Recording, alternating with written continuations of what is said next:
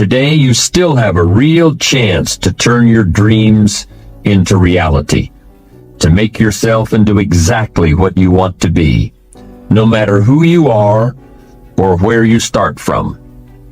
That's why we should be doing everything we can to make the most of the opportunities that have been given to us.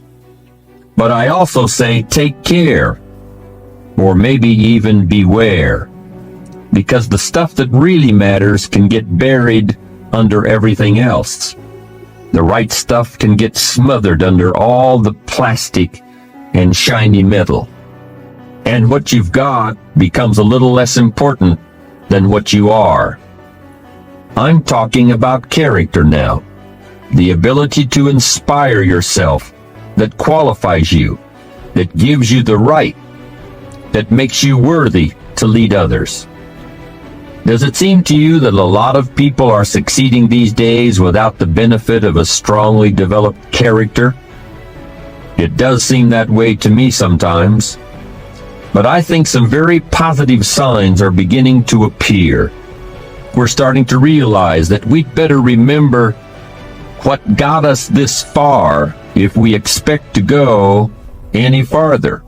I think one of the sharpest distinctions between people is between the small percent who look words up in the dictionary and the overwhelming majority that don't. I looked up the word character in the dictionary. I learned the origin of the word, and then I just sat there for a minute and realized that in this case, the origin of the word just about says it all. Character is derived from the Greek word for chisel. And of course, a chisel is a sharp steel tool used for making a sculpture out of a hard or difficult material like granite or marble. And a chisel is also used for stripping away waste material from an object, stripping away stuff that might get in the way in order to get down to the essential thing, the thing that really matters. You've got to chisel your character out of the raw material of yourself, just like a sculptor has to create a statue. The raw material is always there. Everything that happens to you, good or bad, is an opportunity for building your character. Character doesn't refer to other people. It doesn't refer to having power over other people or getting other people to follow you or gaining favor with other people. Character is something that you have and that you are. You could be marooned on a desert island, and your character would still be important. In fact, it would likely be very important in that situation. But charisma wouldn't do you any good at all. Charisma requires the presence of others, while character is all about you. Character is the person you are after you've chiseled and have gotten past all the unnecessary material to what's underneath. A person of character looks within for the true source of inspiration and energy. Powerful personalities often resist delegating authority, but it's an attitude of character for a leader to refrain from making himself or herself the indispensable heart and soul of an organization. People of character are usually well loved by everyone around them, but they make it clear that their own first love is for the truth, even if it hurts.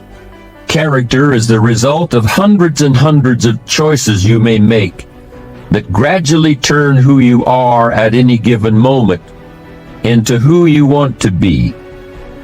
If that decision-making process is not present, you'll still be somebody, you'll still be alive, but may have a personality rather than a character. And to me, that's something very different. Character isn't something you were born with and can't change like your fingerprints. It's something you weren't born with and that you must take responsibility for making.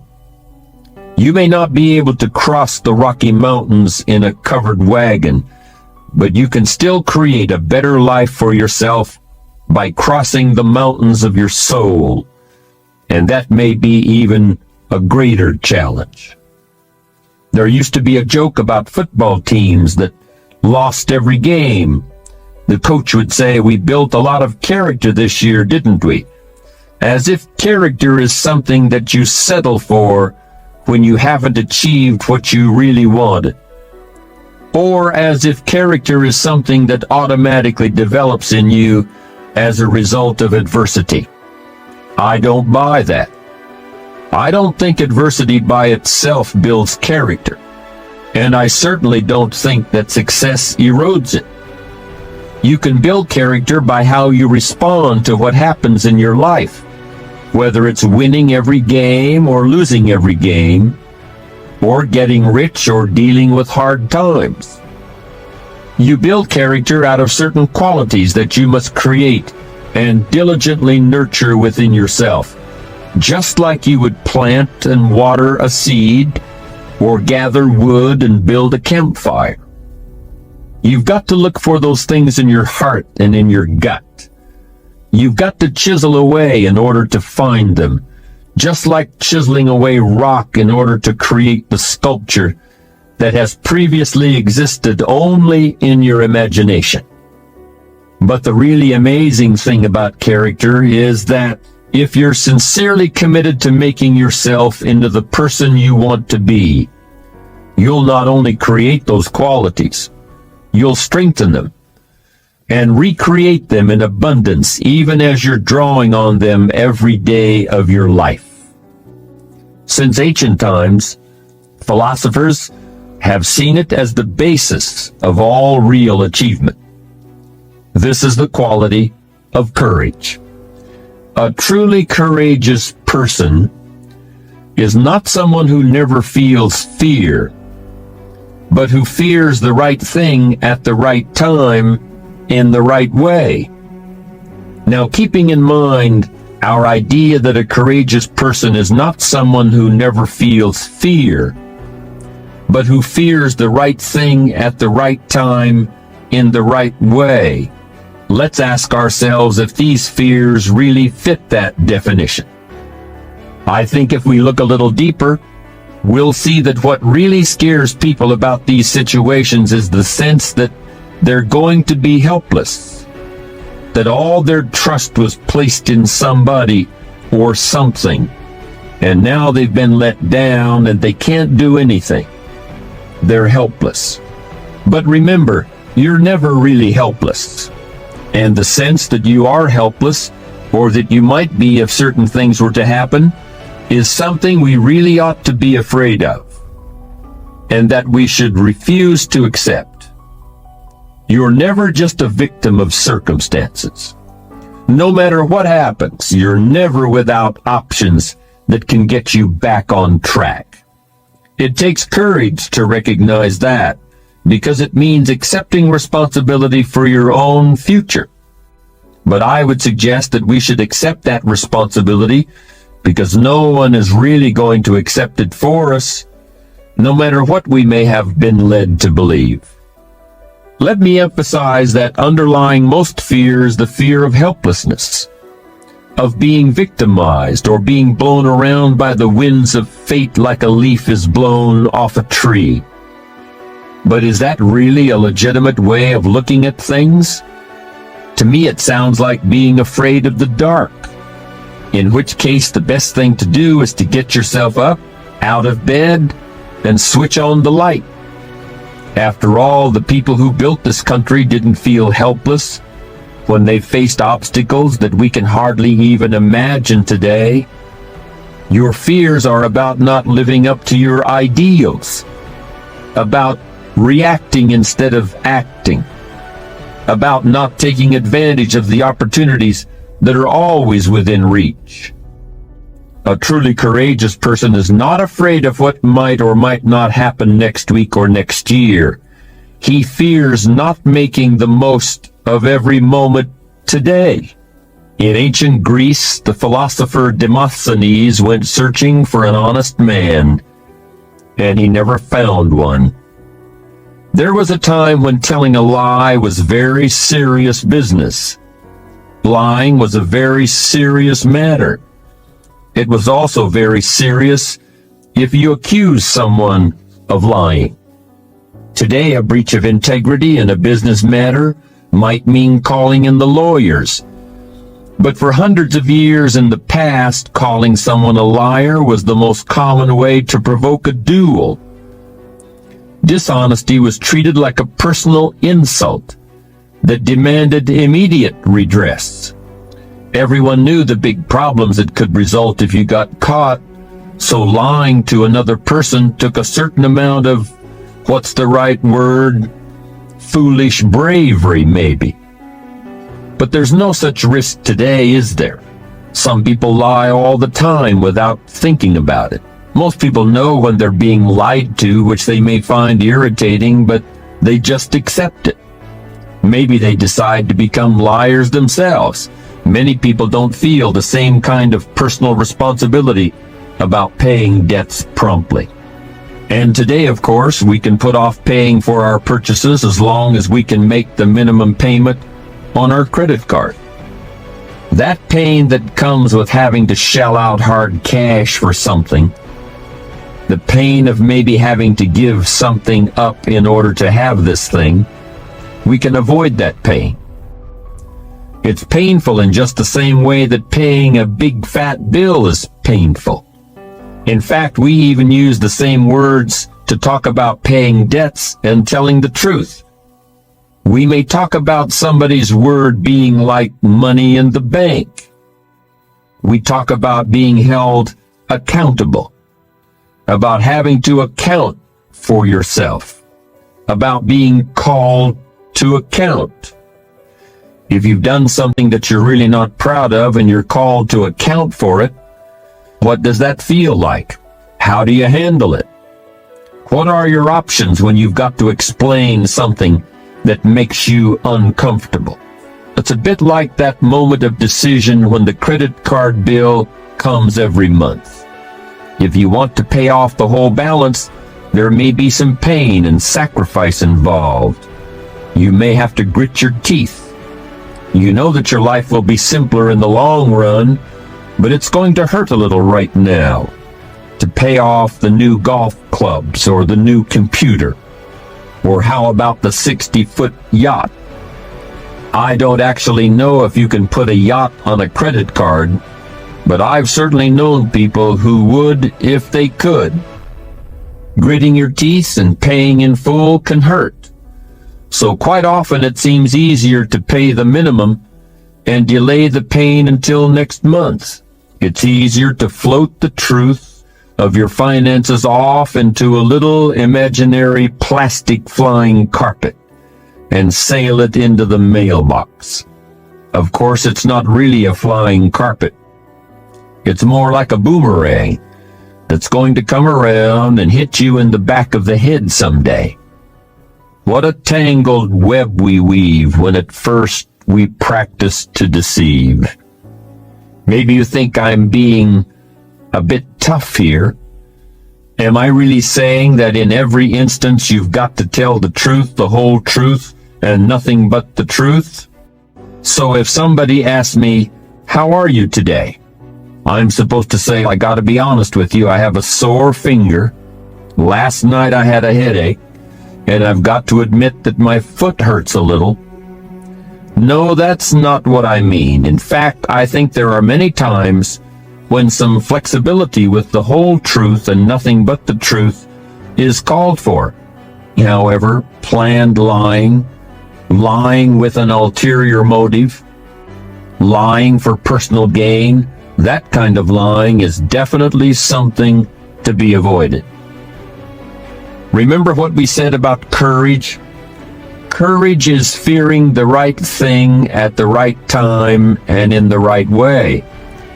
Fear the temptation to misrepresent who you are or what you've done or intend to do. Trust who you really are. Trust your ability to earn the respect of others. Pay whatever price the truth costs. Pay that bill immediately. Because in the long run, it's a real bargain. When you're in a leadership position, whether it's in a business or as the head of a family, honesty and integrity are not as important as money or shelter or a telephone. Honesty and integrity are infinitely more important than any of those things. You have the choice of how you will be seen, but you will be seen one way or the other. Make no mistake about that. Leadership of a family demands even higher standards of honesty and integrity. And the stakes are higher too. You can replace disgruntled employees and start over. You can even get a new job for yourself if it comes to that. But your family can't be shuffled like a deck of cards. It might be tempting, for the sake of consistency, to assert that you should always tell the whole truth exactly as you see it in every situation. But I've lived long enough in the real world to know things just aren't that simple. Shakespeare wrote of one of his characters, "Every man has his fault, and honesty is his. He is more honest than wise." Just as there is a difference between blowing hot air and premeditated dishonesty, there's also a difference between lying and recognizing the importance of diplomacy. How can you tell the difference? Your gut feelings will tell you. By the time we reach adulthood, I think most of us have extremely accurate ethical barometers built into our heads and hearts. We may choose to ignore what that ethical barometer tells us, but it's there nonetheless. When you're in a leadership role, I believe there's at least one situation in which you're almost always justified in stretching the truth to some degree. And here it is. You should overstate your degree of enthusiasm for your employees' work. You may use many carrots and very few sticks.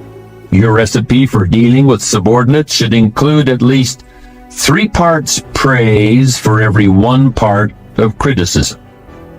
Will this stretching of the truth cost you respect? I don't think so.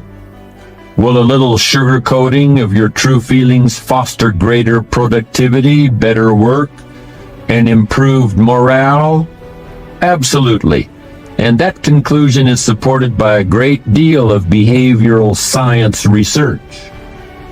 Praise is one of the world's most effective teaching and leadership tools. Criticism and blame, even if deserved, are counterproductive unless all other approaches have failed. Vince Lombardi, the late coach of the Green Bay Packers, certainly deserved his reputation as a tough manager and a man of strong character. But even he knew the importance of building up people's ego. We can call it diplomacy or psychology or just plain flattery, but it often brings out the best in people, and it's the grease that keeps the machine of human interactions functioning smoothly.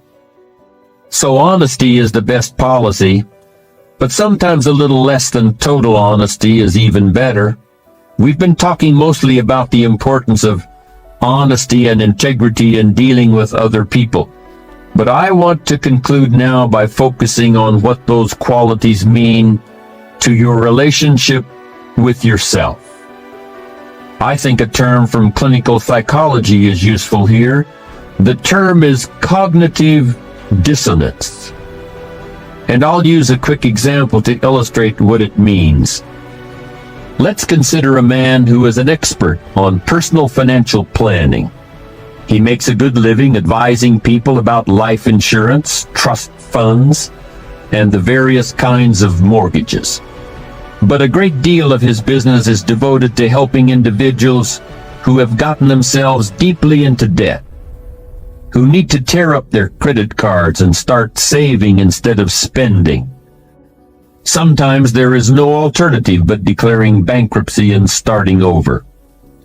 We are so surprised when one day this expert on personal financial planning says that he is going out of business I just can't take the pressure anymore.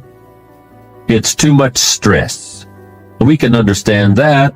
It must be stressful facing the problems of one person after another who's gotten into trouble financially, to work through it with them day in and day out.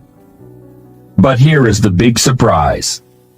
I'm the one who's in trouble financially, he suddenly admits. I'm behind on everything, even my car payment. And after lecturing about the perils of debt all day, I can't stand to look in the mirror anymore. Wow. This man is experiencing cognitive dissonance in an extreme form. He is trying to live with two conflicting images of himself in his head, and the strain is simply using up all his energy. He's fundamentally a good person. He really believes in doing the right thing, but that's the trouble. He knows he's living a lie, and the stress of that finally gets to him.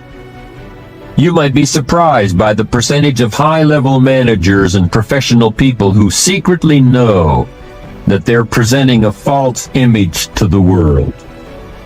The need to keep up appearances, the competition with peers, the pressure to make every year better than the last one, all this can make it very tempting to put on a mask. I'm not talking about just boasting here. I'm talking about creating a real split between what you're telling the world and what you know is the real truth about yourself. All the world's a stage, and to some extent we're all playing roles, but living with honesty and integrity can make it all a great deal easier. This is where ethics and psychology really overlap. Not only is it right to minimize cognitive dissonance, in the long run, it's a lot easier on your psyche. We all know people who have gotten ahead as a result of dishonest or unethical behavior. When you're a kid, you think that never happens. But when you get older, you realize that it does. But then you think you've really wised up. But that's not the end of it. When you get older, you see the long-term consequences of dishonest gain, and you realize that it doesn't pay in the end. I've seen people who have made millions with questionable business tactics, and I've also seen a higher percentage of health problems among those people than any insurance actuary could possibly account for.